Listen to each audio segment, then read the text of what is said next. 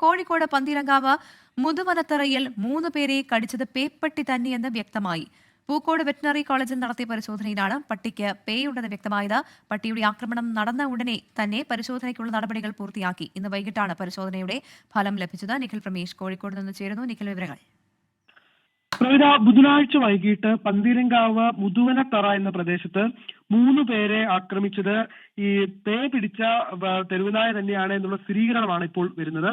Pookode veterinary കോളേജിൽ പട്ടിയുടെ ജഡത്തിൽ നടത്തിയ പരിശോധനയിലാണ് പേ ഉണ്ട് എന്ന് വ്യക്തമായത്. ഇതിന്റെ പശ്ചാത്തലത്തിൽ ഇവർക്ക് വിദഗ്ധ ചികിത്സ നൽകുകയും ഈ പ്രദേശത്ത് ആരോഗ്യവകുപ്പ് ജാഗ്രത പാലിക്കണം എന്നുള്ള ഒരു നിർദ്ദേശവും നൽകിയിട്ടുണ്ട്.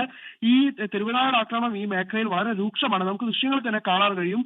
ഈ ഒരു ഗോഡൌണിന് പുറത്ത് ജോലി ചെയ്തുകൊണ്ടിരുന്ന ആൾക്ക് നേരെ ഈ തെരുവുനായ പാഞ്ഞെടുക്കുകയും അദ്ദേഹം മരണഭയത്താൽ വളരെ വേഗത്തിൽ ഈ ഗോഡൌണിനകത്തേക്ക് പ്രവേശിക്കുകയും ചെയ്തു.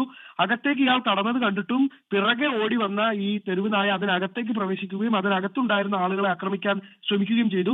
ഇത് കഴിഞ്ഞാണ്, അതായത് ഈ ഗോഡൌണിൽ നിന്ന് ഇറങ്ങിയ ശേഷമാണ് ഈ തെരുവുനായ നേരെ ഈ വീടിന് പരിസരത്തേക്ക് പോവുകയും വീടിന്റെ പുറത്ത് നിൽക്കുകയായിരുന്ന 3 പേർക്ക് തെരുവുനായയുടെ ആക്രമണത്തിൽ സാരമായി പരിക്കേൽക്കുകയും ചെയ്യുന്ന സാഹചര്യം ഉണ്ടായത്. ഇവർ വീടിന് പുറത്തു നിൽക്കുമ്പോഴാണ് ഇവരെ ഓടിയെത്തി ആക്രമിച്ചത്. 3 പേർക്കും കൈകൾക്കും കാലിനും തലയ്ക്കുമായിരുന്നു പരിക്കേറ്റിരുന്നത്. നിലവിൽ കേട്ട് ഓടിയെത്തിയ പരിസരവാസികളാണ് തെരുവുനായയുടെ ആക്രമണത്തിൽ നിന്ന് ഇവരെ രക്ഷിച്ചത്. ഇവരിപ്പോൾ കോഴിക്കോട് മെഡിക്കൽ കോളേജ് ആശുപത്രിയിൽ ചികിത്സയിൽ തുടരുകയാണ്. പ്രവീണ.